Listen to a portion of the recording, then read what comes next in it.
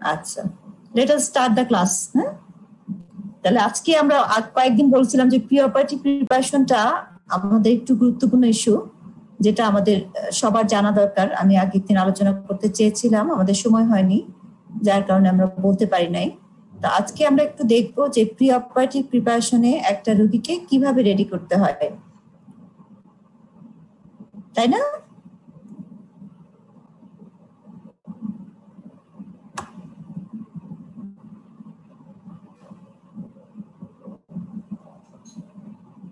আচ্ছা,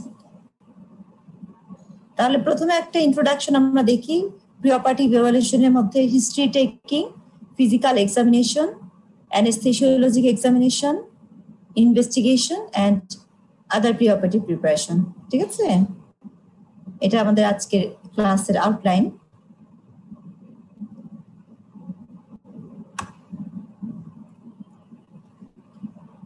Preoperative care is the preparation and management of a patient prior to surgery.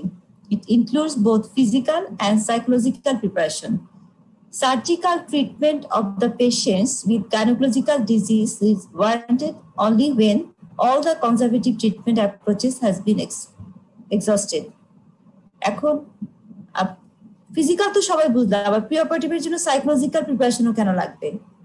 Psychological preparation লাগবে কারণ হচ্ছে যে গাইনোকোলজিক্যাল সার্জারিতে তুমি ইউট্রাস ফেলছো না ওভারি ফেলছো এবং তার ইম্প্যাক্টটা কি, এটা যদি তুমি আগে থেকে রোগীকে ব্রিফ না করেও, তাহলে কিন্তু পরবর্তীতে তোমার প্রবলেম হবে।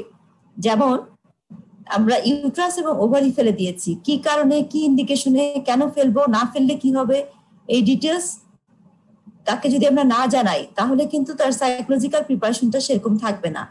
যেমন ওভারি যদি ফেলে দাও, তার সার্জিক্যাল মেনোপজ ডেভেলপ করবে। Surgical menopause is very difficult to accept for the patient. পেশেন্টের বার্নিং হতে থাকবে, হট ফ্ল্যাশ হতে থাকবে। সে যদি আগে থেকে এটার জন্য প্রিপারেশন না থাকে তাহলে সে অনেক অনেক খারাপ ফিল করবে এবং পরবর্তীতে তোমাকে এসে ব্লেম করবে যে আপনি তো আমার সব শেষ করে দিয়েছেন।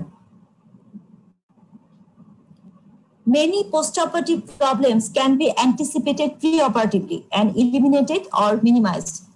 There are two groups of indication for gynecological surgery. Kiki, absolute hote pare when surgery must be undertaken when its cancellation is life-threatening. যেমন ruptured ectopic pregnancy, তোমাকে এখানে সার্জারি করতেই হবে, তোমার এখানে কোনো চয়েস নাই। Relative, when surgery can be postponed till the most appropriate occasion for its performing. AUB, abnormal uterine bleeding এর প্রথম ট্রিটমেন্ট হচ্ছে মেডিকেল ম্যানেজমেন্ট, তাই না? তাহলে মেডিকেল ম্যানেজমেন্ট যখন ফেল করলো তখন তুমি তাকে সার্জারি অপশন দিতে পারো, কিন্তু প্রথমেই তুমি যদি সার্জারি অপশন দাও পরবর্তীতে সে তোমাকে ব্লেম করবে, কেন আপনি তো আমার মেডিকেল ট্রিটমেন্ট দেন নাই। কিন্তু যখন তুমি 6 মাস তোমার কাছে আছে, 1 বছর তোমার কাছে আছে, তুমি মেডিকেল ম্যানেজমেন্ট করছো, রোগী ক্লান্ত হয়ে যাচ্ছে যে আমি তো আর আসলে ওষুধ নিতে পারছি না, এর পরবর্তী অপশন কি আছে, then you can go for surgery.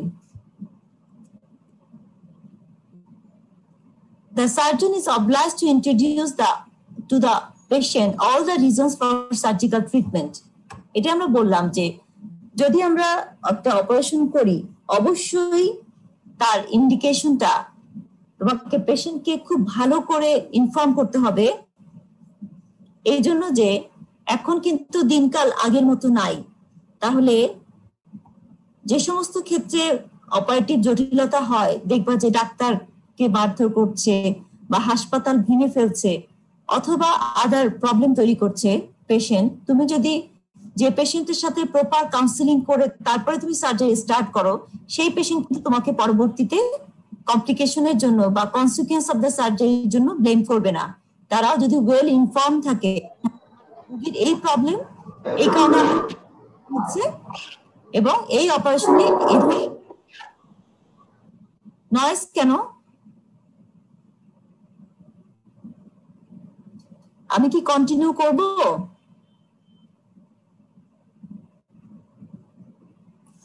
আমি কি কন্টিনিউ করব? নয়েজ আসছে কি ম্যাম?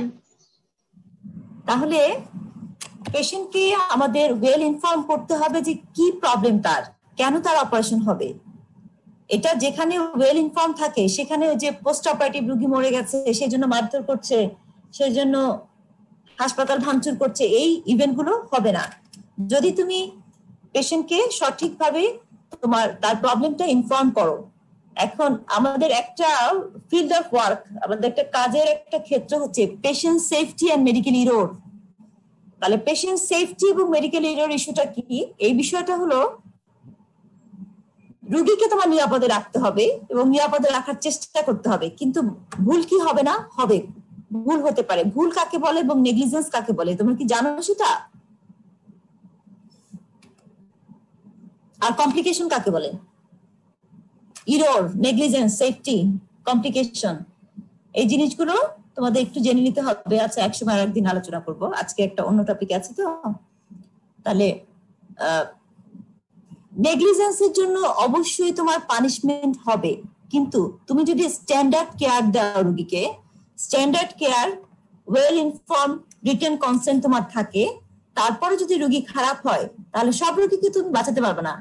পারবা? সব রোগী বাঁচাতে পারবা না।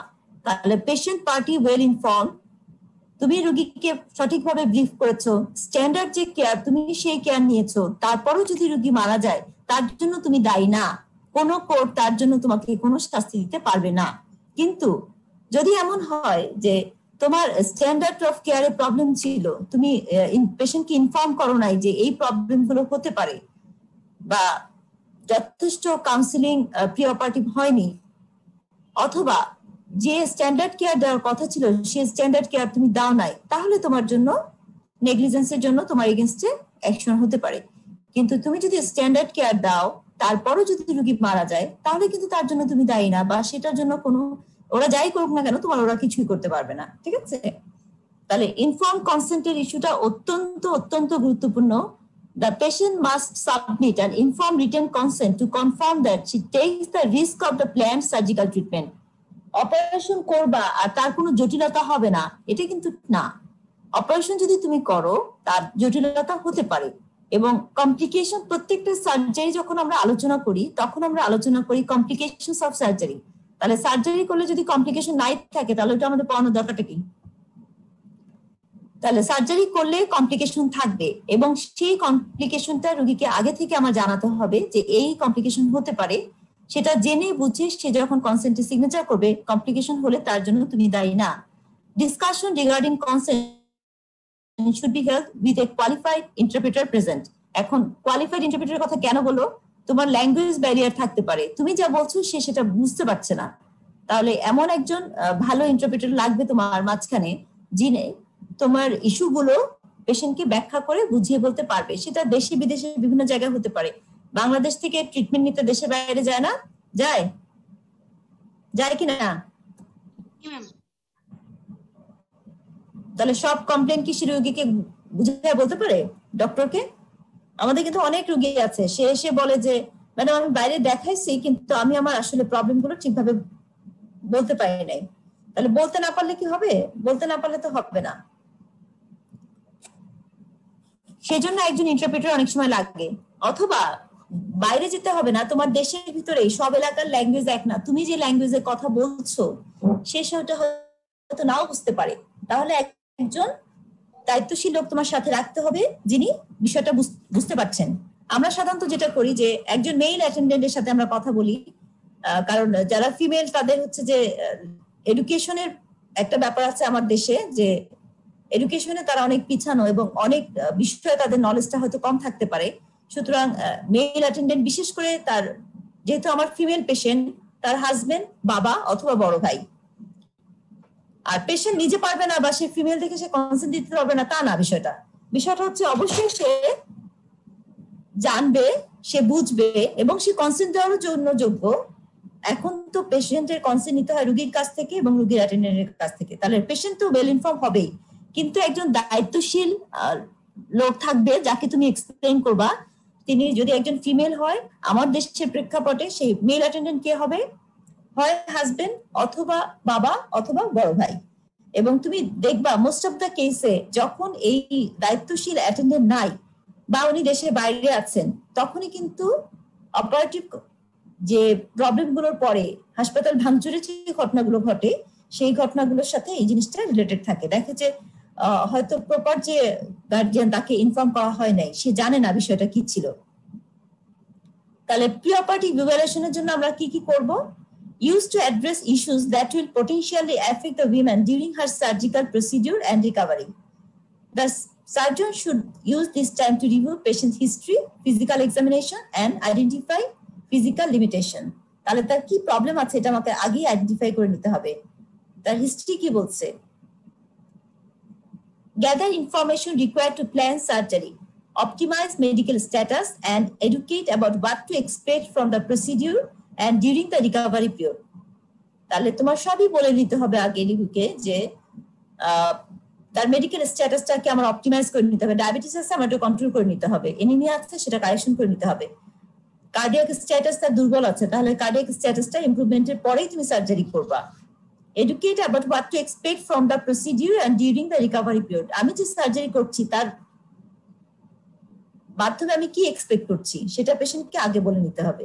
তাহলে পেশেন্ট হিস্ট্রিতে আমরা কি দিব, কি নিব? A comprehensive history is the first step helping surgeons to determine the scope of general physical examination, laboratory, and radiological test.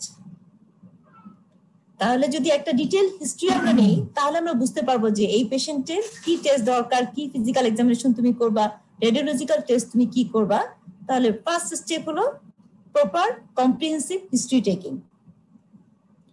The patients undergoing minor surgery can be examined by their surgeon and anesthesiologist on the operation day during preoperative preparation. এখন দেখো একটা patient আসছে তোমার কাছে with incomplete abortion with severe PV bleeding বা missed abortion. এই পেশেন্টে তুমি এক সপ্তাহ ধরে রেডি করবা, ততক্ষণে তো রোগী ব্লিডিং হতে হতে শেষ। তাহলে ইনকমপ্লিট অ্যাবর্শন উইথ পারভাজেনাল ব্লিডিং তোমার কাছে আসলো, এটা কিন্তু তুমি আগের দিন থেকে, এক সপ্তাহ আগের থেকে, এক মাস থেকে প্রিপারেশন নেওয়ার কোনো সুযোগ নাই। তাহলে আমাদের মাইনর সার্জারি কি? আমাদের মাইনর সার্জারি হলো ডাইলেটেশন এন্ড কিউরেটিভ বা ডিএনসি গাইনোকোলজির জন্য। তাহলে সেক্ষেত্রে তুমি অপারেটিভ ডেতে পেশেন্টকে অ্যাসেস করে নিবা যে পেশেন্টের অন্যান্য কোনো জটিলতা আছে কিনা, এবং যিনি অ্যানেস্থেসিওলজিস্ট অ্যানেস্থেসিয়া দিবেন উনিও অপারেশন ডেটে এটা এক্সামিন করতে পারে। কিন্তু those with more serious condition should be examined at least a week before surgery, allowing the time for risk assessment, specialist consultation, and preparation. অন্যান্য অপারেশনের ক্ষেত্রে অ্যাটলিস্ট যদি 1 week আগে আমার রোগীটা জানা থাকে তাহলে তার রিস্ক কি হতে পারে, আমার অন্য কোনো স্পেশালিস্টের কনসালটেশন নিতে হবে কিনা, এবং আরো কোনো প্রিপারেশন আমার লাগবে কিনা, সেই ইস্যুগুলো আমরা চিন্তা করতে সুযোগ পাবো।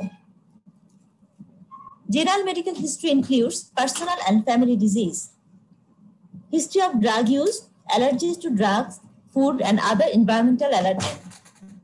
ভর্তি হয়েছিল কিনা কখনো হাসপাতালে, earlier disease, previous operation কি আছে, tolerance of anesthetics. Important family data refer to malignancy, cardiovascular disease, diabetes mellitus, cerebrovascular disease, and osteoporosis. তাহলে ব্যক্তিগত হিস্ট্রির মধ্যে তোমার পার্সোনাল হ্যাবিট কি আছে, ফ্যামিলি ডিজিজ কি আছে, এই জিনিসগুলো আমাদের জানা দরকার। History of drug use, chronic কোনো ড্রাগ সে খায় কিনা, যেমন ধরো একটা পেশেন্ট অ্যান্টি কোয়াগুলেন্ট ড্রাগে আছে যেমন ইকোস্প্রিন অথবা হেপারিন। তাহলে হেপারিনটা বন্ধ করতে হবে আমার 24 আওয়ার্স বিফোর সার্জারি, লো মলিকুলার ওয়েট হেপারিন যেটা। আর ইকোস্প্রিন বা অ্যান্টিকোয়াগুলেন্ট বা অ্যান্টিপ্লেটলেট ড্রাগ যেগুলো আছে এগুলো তোমার অফ করতে হয় 7 days before surgery. Antihypertensive drug সে খায় কিনা, আমার কাছে যখন রুগী এসেছে তখন আমি দেখতে পাচ্ছি প্রেশার হলো 120/80, আমি তো ভেবে নিচ্ছি যে অনেক ভালো, পেশেন্ট তো খুব ভালো আছে, কিন্তু সেই ভালো থাকাটা সে যদি 4টা অ্যান্টি হাইপারটেনসিভ ড্রাগ খেয়ে তারপরে ভালো থাকে তাহলে এই পেশেন্টের কিন্তু আমার কার্ডিয়াক অ্যাসেসমেন্ট আগেই করতে হবে। Allergy to drugs, foods and other environmental allergen, তাহলে এই যে অন্যান্য কোনো ড্রাগে বা ফুডে বা এনভায়রনমেন্টাল ফ্যাক্টরের জন্য তার কোনো অ্যালার্জি, বিশেষ করে ড্রাগ অ্যালার্জি, তুমি আগে থেকে কোনো অ্যালার্জির হিস্ট্রি নিলা না, ড্রাগ অ্যালার্জি হয়ে অ্যানাফাইলেকটিক রিয়াকশন হয়ে বা অ্যানাফাইলেকটিক শকে রোগী মারা গেল, then you have to go to the court to answer your questions. তাহলে সেক্ষেত্রে কিন্তু তোমার বিপদ আছে। তাহলে ড্রাগ অ্যালার্জি অবশ্যই তোমাকে জানতে হবে বিফোর সার্জারি। অতীতে সে ভর্তি হয়েছিল না, ভর্তি হওয়া আমরা মিন করি আসলে হসপিটালাইজেশন, কেন ভর্তি হওয়াটা আমরা মিন করি, তার মানে সিরিয়াস ডিজিজ, ছোটখাটো ডিজিজে মানুষ আউটডোর পেশেন্ট হিসেবেই ট্রিটমেন্ট নেয়, কিন্তু ভর্তি হওয়া মানে তার সিরিয়াস কোনো মেডিকেল বা সার্জিক্যাল ইলনেস ছিল, সেই জিনিসটা কি ছিল, কি অপারেশন হয়েছে বা কি চিকিৎসা হয়েছে একটু তোমার জেনে নিতে হবে। প্রিভিয়াস সার্জারি, তাহলে আগে যার 4টা সিজার আসছে, আমি 5 নম্বর সিজার করছি, তার জন্য আমার যে প্রিপারেশন, যে প্রাইমারি পেশেন্ট তার আমি সিজারিয়ান সেকশন করছি, তার জন্য যে প্রিপারেশন সেটা কিন্তু সমান হবে না। টলারেন্স অফ অ্যানেস্থেটিক্স এর ব্যাপারটাও তুমি আর্লিয়ার সার্জারি থেকে জেনে নিতে পারো। ম্যাডাম আবার আগে অপারেশন করেছিলাম, আগে অপারেশনের সময় আমার এই প্রবলেম হয়েছিল, দিস ইজ ভেরি ইম্পর্টেন্ট। তার মানে আগে অপারেশনের সময় তার এই জটিলতা হয়েছিল, এবার যেন না হয় এ ব্যাপারে তোমাকে আগেই কেয়ারফুল থাকতে হবে। Important family data, important family data কি, ম্যালিগন্যান্সি, কার্ডিওভাস্কুলার ডিজিজ, ডায়াবেটিস। বিশেষ করে আমাদের যেটা খুব জরুরি প্রয়োজন হয় সেটা হচ্ছে ডায়াবেটিস এবং কার্ডিওভাস্কুলার ডিজিজ। ম্যালিগন্যান্সি তো এত বেশি কমন না যে প্রত্যেক ফ্যামিলিতে ম্যালিগন্যান্সি থাকবে, বা ডায়াবেটিস এন্ড কার্ডিওভাস্কুলার ডিজিজ খুবই কমন, যেটা তোমার আগেই ইভ্যালুয়েট করার প্রয়োজন আছে। তাহলে আগে ইভ্যালুয়েট করে তুমি কি করবা? আমার একটা গল্প আমি তোমাদেরকে আগেও বলেছি, আমার একটা পেশেন্ট আসছে, অন্যান্য হিস্ট্রি তো থাকেই, কিন্তু একটা পেশেন্ট আসছে যে ম্যাডাম আমার সিলেটে অপারেশন হয়েছিল আমার ভাইয়ের ইনফেকশন হয়েছে, আর আরেক ভাইয়ের অপারেশন হয়েছে ইংল্যান্ডে, আমার ওই ভাইয়েরও ইনফেকশন হয়েছে। তাহলে আমাদের প্রথম ডায়াগনোসিস হচ্ছে অবশ্যই এই পেশেন্টের ডায়াবেটিস আছে। সে বলে না, আমার তো কখনো কোনো ডায়াবেটিস ছিল না, এখনো নাই। ওকে, তার র্যান্ডম সুগার কিন্তু নর্মাল, র্যান্ডম সুগার নর্মাল, তারপরও আমরা গ্লুকোজ টলারেন্স টেস্ট করলাম। কেন করলাম? যে তার ভাই একজন সিলেটে অপারেশন হয়েছে, একজন হচ্ছে ইংল্যান্ডে, দুজনেরই ইনফেকশন হলো, কেন হলো? তাহলে সেক্ষেত্রে আমরা যখন গ্লুকোজ টলারেন্স করলাম, তাহলে দেখা গেল যে আসলে তার ব্লাড সুগার বেশি, এবং প্রি অপারেটিভলি যখন আমরা ইনসুলিন দিয়ে ব্লাড সুগার কন্ট্রোল করেছি এবং সার্জারি করেছি, আমাদের কিন্তু ইনফেকশন হয়নি। তাহলে এই ইম্পর্টেন্ট ফ্যামিলি ডাটা তোমার প্রয়োজন আছে, যে একটা পেশেন্টের কি কি হতে পারে সেটা তোমাকে আগেই প্রেডিক্ট করতে হবে, not after surgery. Before surgery you have to predict what are the problems or complications you may have to face. Gynecological and obstetric history should contain the data about major complaints of current disease, beginning, duration, symptoms. কেন এই জিনিসটা আমার জেনে নিতে হবে? এই জন্য যে আমার আসলে সার্জারি কোনো প্রয়োজন আছে কিনা। অনেক সময় আমাদের কাছে আসে রুগী যে ম্যাডাম আমার তো ওখানে অপারেশন করতে বলেছিল, কিন্তু আমি আসলে অপারেশনটা ওখানে না করে আপনার আন্ডারে করতে চাই। ভালো কথা, আমার আন্ডারে করতে চাও, কিন্তু তোমাকে কিন্তু অবশ্যই পেশেন্ট রিঅ্যাসেস করতে হবে whether the patient really needs surgery or not. এখন কিন্তু বলেছি আগে যে দিন এত সহজ না যে রুগী আসলো আর তুমি অপারেশন করে দিলা, এটা কোনো এক্সপ্লেনেশন তোমাকে দিতে হবে না, তা না। You never know which patient need develop complication. যদি এমন হয় পেশেন্টের কোনো ইন্ডিকেশন ছিল না, অথচ তুমি সার্জারি করেছো এবং সেই সার্জারি পরে কোনো একটা কমপ্লিকেশনে রুগী মারা গেল, তাহলে কিন্তু তোমার আর রক্ষা নাই। তাহলে তখনই প্রশ্ন আসবে আপনি অপারেশনটা কেন করলেন? আপনি তো জানতেন যে এটা মেডিকেল ম্যানেজমেন্ট ছিল, তাহলে আপনি মেডিকেল ম্যানেজমেন্ট না দিয়ে আপনার কাছে রুগী আসলো আর সাথে সাথে আপনি অপারেশন করে দিলেন, তা কেন? তাহলে এই জন্য প্রত্যেকটা ইস্যু তোমার অত্যন্ত সতর্কতার সাথে অ্যানালাইসিস করে তারপরে তোমাকে অপারেশনের সিদ্ধান্ত নিতে হবে।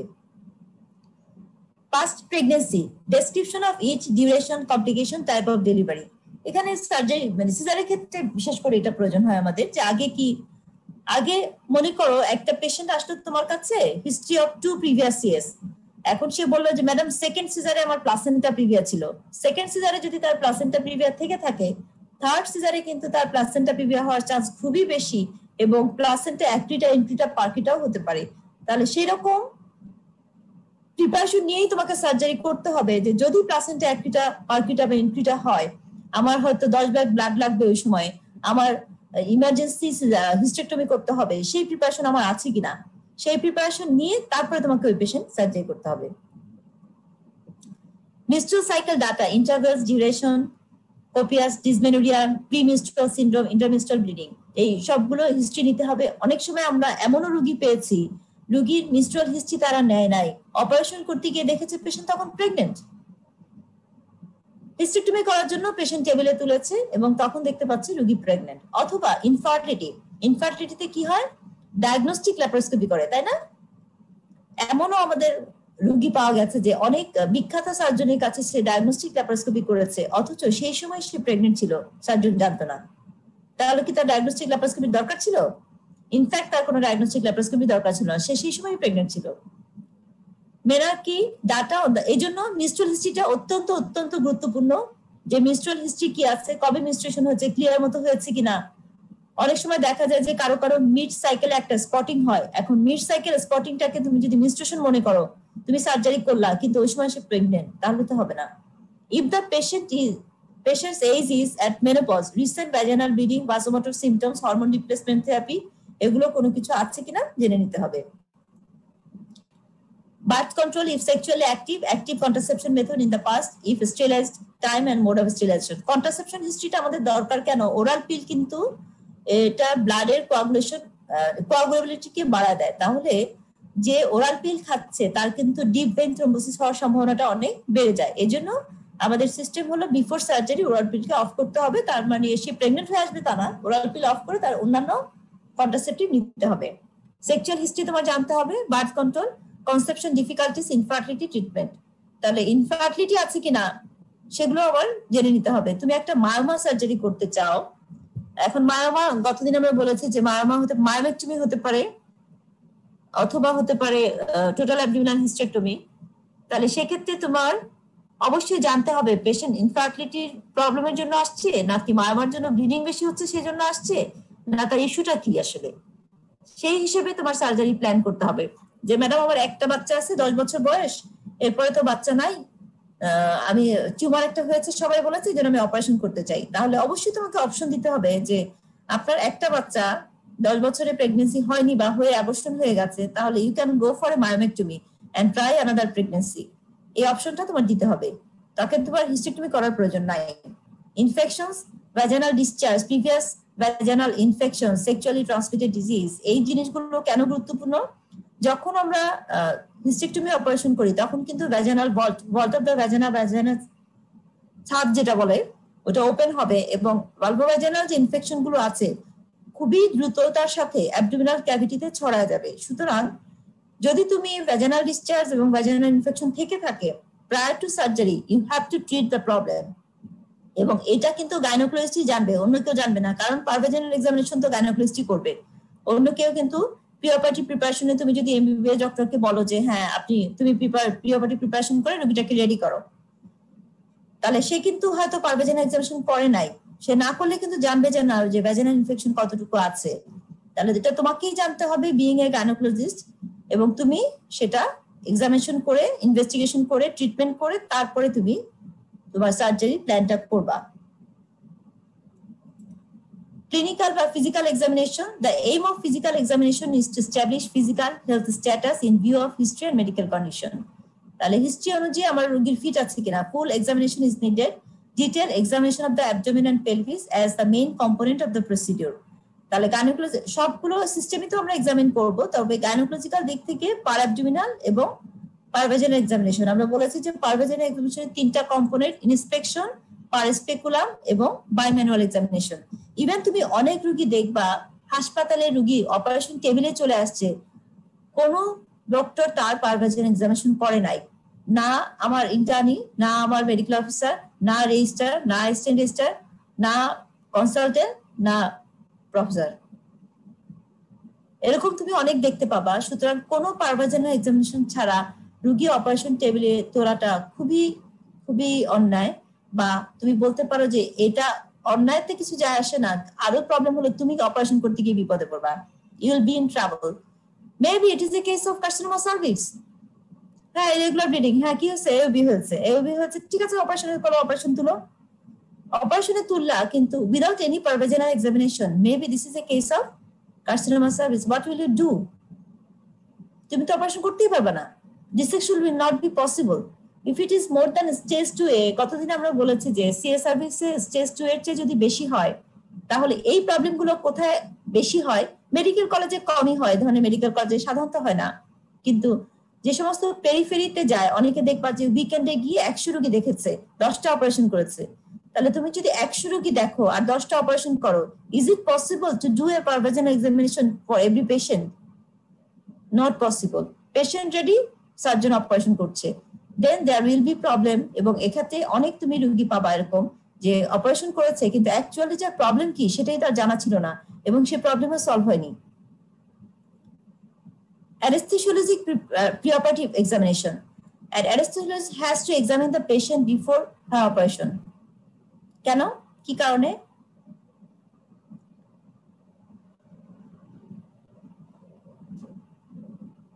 helps to get an insight into the general health condition, to assess whether the patient is able to tolerate risk and duration of anesthesia for planned surgery.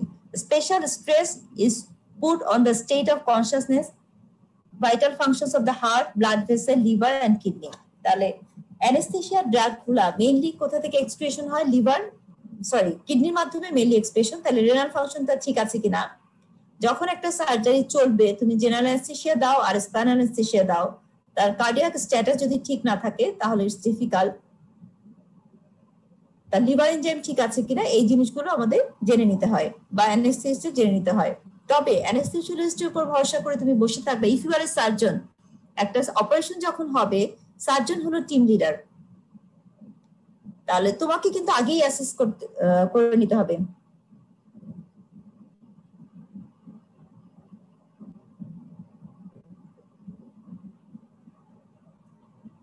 আমাদের কি 10 মিনিটে হবে? কত নাম্বার স্লাইডে আছি আমরা?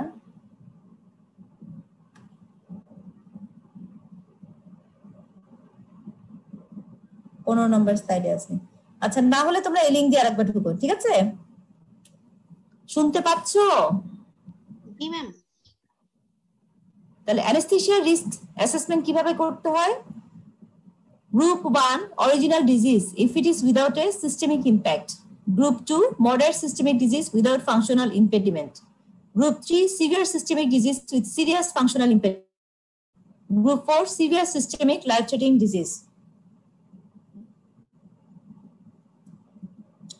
Group 5 moribund patient within 24 hours and Group 6 confirmed brain death.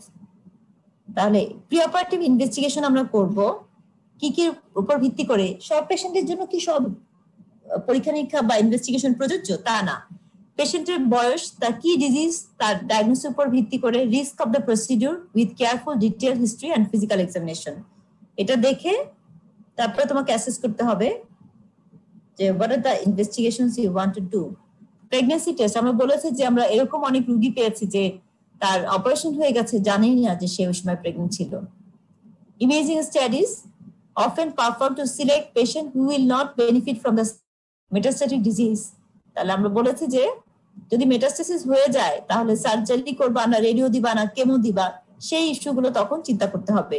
To help biopsy tissue for diagnosis of suspicious masses. Imaging স্টাডির মধ্যে কি করা যায়? ইন্টারভেনাস পাইলোগ্রাফি। ইন্টারভেনাস পাইলোগ্রাফি করে আসলে কি করা হয়? ইন্টারভেনাস পাইলোগ্রাফি, তুমি জানো যে গাইনোকোলজিক্যাল ডিজিজটা পেলভিসে থাকবে। এখন ইউটারাস এবং ইউটারাইন আর্টারি খুব কাছে দিয়ে যে অর্গানটা বা যে জিনিসটা যাবে সেটা হচ্ছে যে ইউরেটার। তাহলে কিডনির গতিপথ যদি তুমি না জানো, ইউরেটারের গতিপথ যদি তুমি না জানো, তাহলে কিন্তু অনেক সময় তোমার সার্জারি প্ল্যান করাটা ডিফিকাল্ট হয়ে যাবে। বিশেষ করে যে সমস্ত সার্জারিতে ইউরেটার ইনভলভ হওয়ার সম্ভাবনা আছে, অথবা ইউরেটার ডিসপ্লেস হয়ে গেছে, ডিজিজ প্রসেসের কারণে ডিসপ্লেস হতে পারে, কনজেনিটালি ডিসপ্লেস হতে পারে, কনজেনিটালি কিডনির পজিশনও চেঞ্জ হতে পারে। একটা বিখ্যাত ঘটনা তোমরা শুনেছ যে আমাদের দেশের একজন ইরান গাইনোকোলজিস্ট, যাকে আমরা সবাই অনেক রেসপেক্ট করি, তার হাতে কিন্তু একটা কিডনি, যে পেশেন্টের সিঙ্গেল কিডনি ছিল এবং সেই কিডনিটা ছিল পেলভিসে, সেই কিডনি কিন্তু ভুল করে সার্জারি হয়েছে। কেন? এটা পেলভিসে এমন ভাবে ইম্প্যাক্টেড ছিল, it looks like an ovarian tumour. এটা ওভারিয়ান টিউমার চিন্তা করে অপারেশন করা হয়েছিল, কিন্তু আসলে ইট ওয়াজ এ কেস অফ পেলভিক কিডনি। তাহলে তোমার যদি ইন্ট্রাভেনাস পাইলোগ্রাফি করা থাকে তাহলে তুমি নিশ্চিতভাবে কিডনির পজিশন এবং ইউরেটারের গতিপথটা জেনে নিতে পারছো যে কোথায় আমার কিডনি আছে, কোথায় আমার ইউরেটার আছে। তাহলে ইউরেটারিক ড্যামেজ হওয়ার সম্ভাবনাও কমে যাবে এবং এ ধরনের ভুল হওয়ার সম্ভাবনাটা কমে যাবে। কম্পিউটার টোমোগ্রাফি বা CT scan, magnetic resonance imaging and ultrasound. তাহলে preoperative test should not be routinely perform. এটা আসলে বাইরের দেশের জন্য, এটা আমাদের দেশের জন্য না। Investigation specific to patient problem.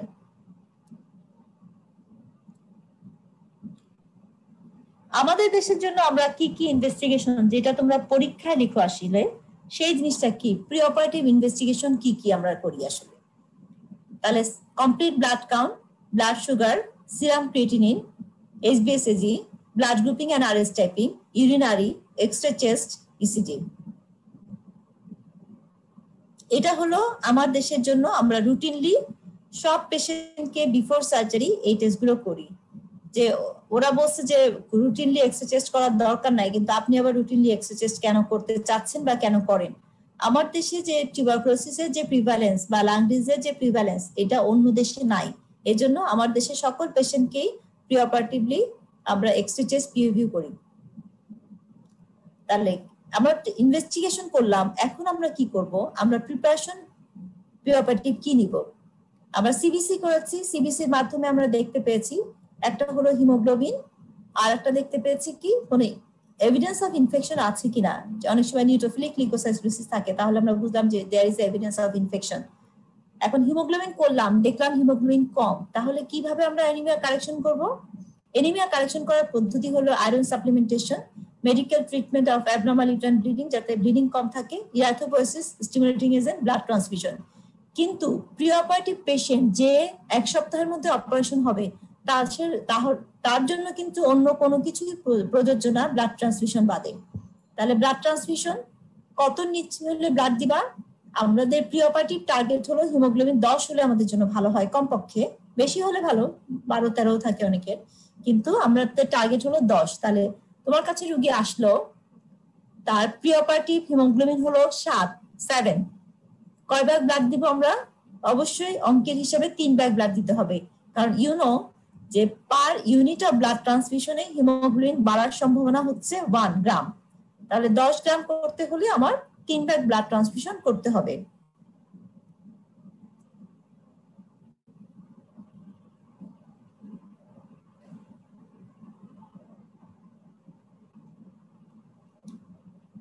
Smoking. Patient undergoing elective surgery should be advised to stop smoking at least 8 weeks before surgery. Medical consultation and stabilization. তার থাইরয়েড রিপ্লেসমেন্ট করতে হচ্ছে কিনা? থাইরয়েড হরমোনের সাথে একটা সিস্টেমিক বিষয় জড়িত। থাইরয়েড হরমোন কিন্তু অনেকগুলো লেভেলে কাজ করে, সুতরাং থাইরয়েডের প্রবলেম থাকলে অবশ্যই থাইরয়েড কারেকশন করে নিতে হবে, ঠিক আছে? হাইপারটেনশন ওয়েল কন্ট্রোল কিনা, কন্ট্রোল না থাকলে কন্ট্রোল করে নিতে হবে। Chronic heart disease optimally managed কিনা, ডায়াবেটিস আন্ডার কন্ট্রোল কিনা, সেই জিনিসগুলো তোমার দেখে নিতে হবে। Bowel preparation. The gynecological surgery literature does not address the safety and efficacy of mechanical bowel preparation. যে এনেমা দিয়ে নিবা বা মেকানিক্যালি বাউল ক্লিয়ার করে নিবা সেটার প্রয়োজন নাই, বাট আমার ডায়েটটাকে মডিফাই করতে হবে। Take a laxative or bowel preparation medication, increase fluid intake, তাহলে যথেষ্ট। Preoperative antibiotic. Provision of optimal local immunity to infection is primarily a surgical risk. A single dose of antibiotic immediately before the operation is sufficient for most surgical procedure. If the operation is going to take more than 3 hours, administration of the antibiotics should be repeated. এখন এই ইস্যুটা আসলে controversial issue. তোমার দেশে তুমি দেখেছো যে preoperative, তোমাকে পোস্ট অপারেটিভ অর্ডারটা পরীক্ষা আসে, প্রিঅপারেটিভ প্রিপারেশনটা পরীক্ষা আসে, তাহলে প্রিঅপারেটিভলি আসলে single dose of antibiotic before operation is sufficient. Sufficient কার জন্য? যার অপারেশন থিয়েটার যথেষ্ট পরিমাণে স্টেরাইল, তার ইনস্ট্রুমেন্ট স্টেরাইল, সে নিশ্চিত যে প্রসিডিউরের মাধ্যমে ইনফেকশন যাওয়ার সম্ভাবনা নাই বা অলমোস্ট নীল, তাহলে তার জন্য প্রযোজ্য। তোমার ওটিতে যদি মাছি উঠতে থাকে, তোমার অটোক্লেভ মেশিনে যদি প্রবলেম থাকে, তোমার ট্রলি দেওয়া বা ইনস্ট্রুমেন্ট দেওয়ার সময় যদি তোমার স্টাফ যথেষ্ট পরিমাণে দক্ষ না হয়ে থাকে, তাহলে দেয়ার শুড বি ইনফেকশন। তুমি ওয়ার্ডে যখন রাউন্ডে যাবা বা ওয়ার্ডে যখন ডিউটিতে যাবা বা স্টুডেন্ট হিসেবে যাবা, তুমি অবশ্যই দেখতে পাবা যে almost all the patients have infection. তাহলে অ্যান্টিবায়োটিক প্রিঅপারেটিভলি তো দিতেই হবে। পোস্ট অপারেটিভলি আমরা অনেক হাই ডোজ অ্যান্টিবায়োটিক দেওয়ার পরেও দেখা যাচ্ছে ইনফেকশন হচ্ছে। তাহলে ইনফেকশন প্রিভেনশনের জন্য মেইন বিষয় হচ্ছে ওটি স্টেরিলিটি। সার্জনের স্কিলের সাথে কিন্তু অপারেটিভ বা পোস্ট অপারেটিভ ইনফেকশনের সম্পর্ক খুবই কম। উনি ভালো ডাক্তার আলাদা, আবার ভালো সার্জন আলাদা। অপারেশনটা উনি ভালোভাবে করেছে, এই জন্য ইনফেকশন হয়নি, আর অপারেশনটা উনি খারাপ ভাবে করেছে, এই জন্য ইনফেকশন হয়েছে। This is not the factor. তাহলে অপারেশন ভালো খারাপের সাথে ইনফেকশনের সম্পর্ক অলমোস্ট নাই বা থাকলেও খুবই সামান্য। সার্জন অমুক সার্জন অপারেশন করেছিল সেই জন্য ইনফেকশন হয়েছে বা অমুক করেছে এই জন্য ইনফেকশন হয়নি, বিষয়টা আসলে তা না। ওটি স্টেরিলিটির উপরে ইনফেকশন ডিপেন্ড করে। ওটি স্টেরিলিটি আছে কি না আছে সেটার উপরেই মেইনলি ইনফেকশনটা ডিপেন্ড করে, এবং প্রি অপারেটিভ প্রিপারেশন তোমার ঠিক ছিল কিনা, ডায়াবেটিস তুমি কন্ট্রোল করেছিলে কিনা, প্রেশার তুমি কন্ট্রোল করেছিলে কিনা, পেশেন্ট একদম লিন অ্যান্ড থিন, তার নিউট্রিশনাল স্ট্যাটাস ভেরি পুয়ার, তাহলে সেক্ষেত্রে তোমার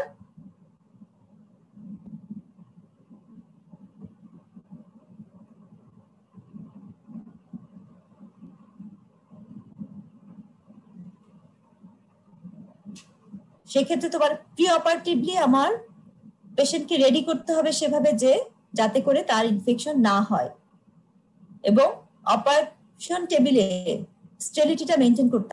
থ্রম্বো প্রোফাইলেক্সিস বুঝাচ্ছ সবাই? স্টার্ট করব। তাহলে অ্যান্টিবায়োটিকের বিষয়টা আমরা আলোচনা করলাম যে প্রি অপারেটিভলি একটা সিঙ্গেল ডোজ অ্যান্টিবায়োটিক, তোমার যদি স্টেরিলিটি ভালো থাকে that is enough. Post operative অ্যান্টিবায়োটিকের ইউজুয়ালি প্রয়োজন নাই, কিন্তু আমার দেশের জন্য সেটা বলা যাবে না। আমার দেশের জন্য বলতে হবে যে হ্যাঁ আমরা প্রি অপারেটিভলি অ্যান্টিবায়োটিক দিব এবং পোস্ট অপারেটিভলি অ্যান্টিবায়োটিক দিব। Thromboprophylaxis reduces the incidence of symptomatic DVT or pulmonary embolism. Types of thromboprophylaxis হচ্ছে pharmacologic and mechanical. তাহলে pharmacologic কি দেওয়া যায়?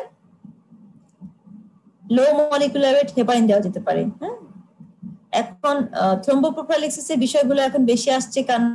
কারণ তুমি জানো যে করোনাতে যে প্রবলেমটা হয়, করোনাতে একটা থ্রম্বোসিস হওয়ার টেন্ডেন্সিটা বডিতে বেড়ে যায়, এবং বেসিক্যালি থ্রম্বোসিসটা হচ্ছে লাংসে থ্রম্বোসিস হয়ে লাং ড্যামেজ হচ্ছে, বায়োলেটারাল পালমোনারি ড্যামেজ হচ্ছে। এইটাই হলো মেইনলি পেশেন্টের মৃত্যুর কারণ। তাহলে থ্রম্বোপ্রোফাইলেক্সিসের ইস্যুগুলো যদি সেটা করোনা পেশেন্ট হয়ে থাকে তখন খুব গুরুত্বপূর্ণ। যেমন আমরা কি দেই, দেওয়া হয় কি জানো? ইনজেকশন ক্লেক্সেন। ক্লেক্সেনটা কি জিনিস?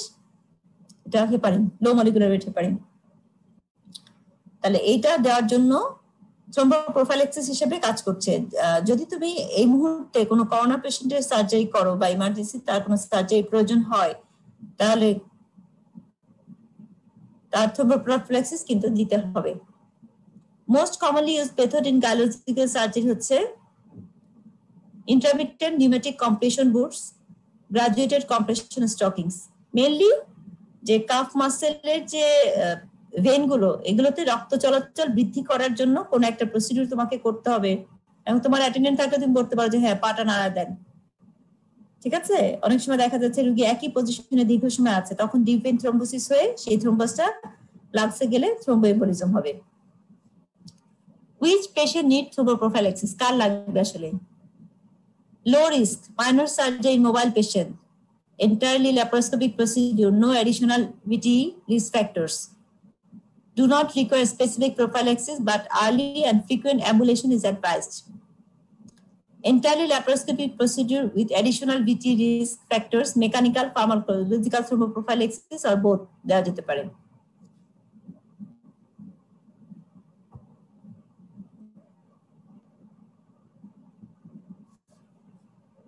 Major gynecological surgery for benign disease with no additional risk factor, pharmacologic prophylaxis. Major gynecological surgery for malignancy and or patients with additional risk factors, pharmacologic therapy.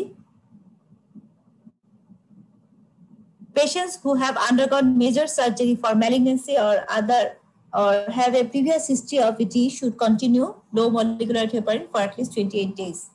আসলে আমাদের দেশের জন্য কিন্তু থ্রম্বোপ্রোফাইলেক্সিসটা অত বেশি গুরুত্বপূর্ণ এতদিন ছিল না, কিন্তু এখন আবার করোনার জন্য একটু বেশি গুরুত্ব হচ্ছে। বাইরের দেশে কিন্তু থ্রম্বোপ্রোফাইলেক্সিস খুবই প্রয়োজন হয় এবং ওদের ডিপ ভেন থ্রম্বোসিস হওয়ার ইনসিডেন্স অনেক বেশি।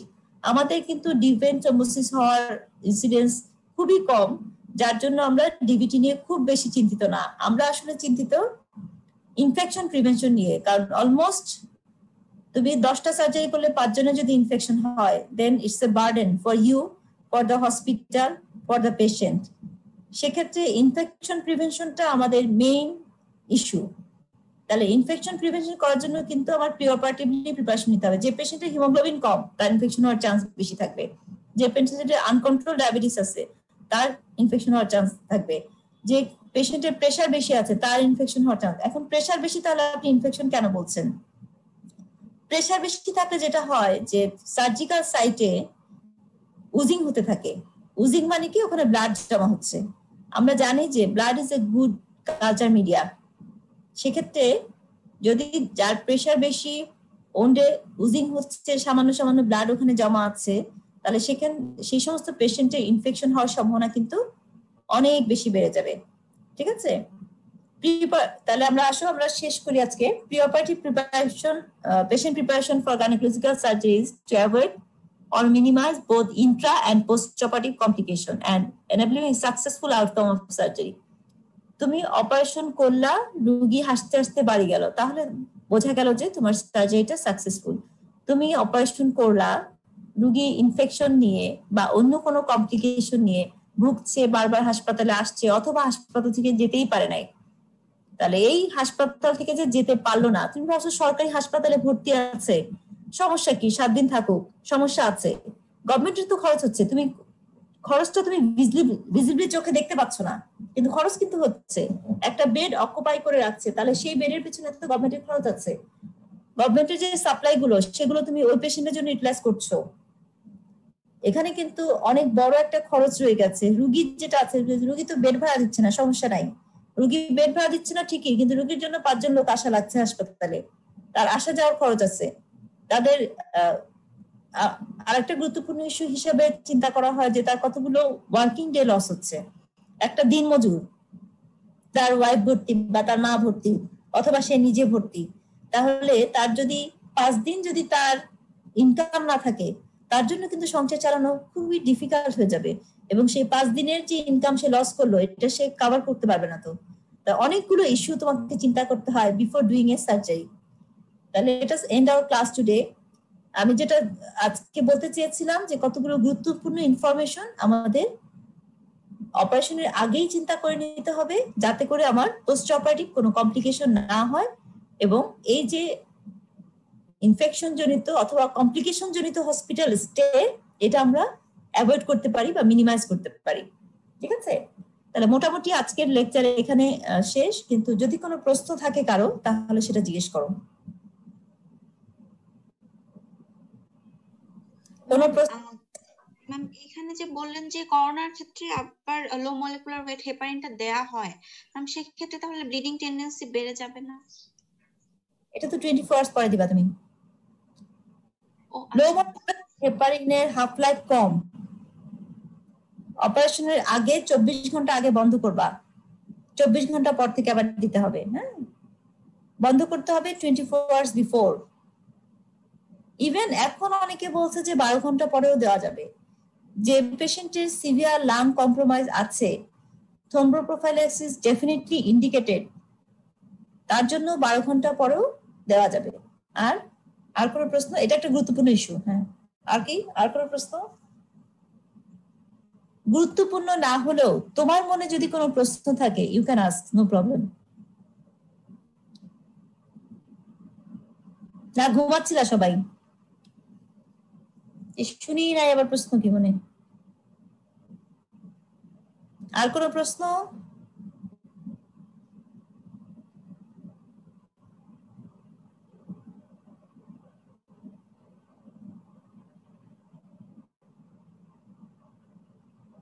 আর কোনো প্রশ্ন আছে?